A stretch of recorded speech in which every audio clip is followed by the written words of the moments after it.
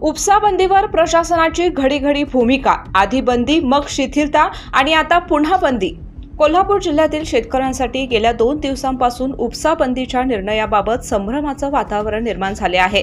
जलसंपदा विभागाने प्रथम उपसा बंदी लागू केली, त्यानंतर शेतकऱ्यांच्या मागणीनुसार 3 दिवसांसाठी शिथिलता दिली आणि आता पुन्हा एकदा उपसा बंदी लागू करण्याचा आदेश जारी केला आहे।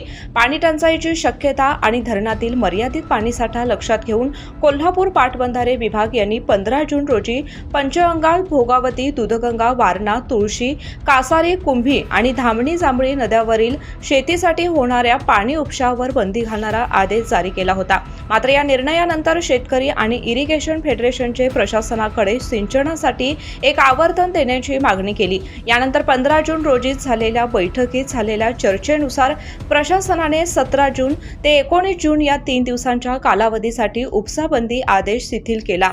त्यामुळे शेतकऱ्यांना दिलासा मिळाला होता, परंतु अवघ्या काही तासातच प्रशासनाने आणखी एक नवा आदेश जारी करत उपसा बंदीवरील शिथिलता रद्द केली आहे।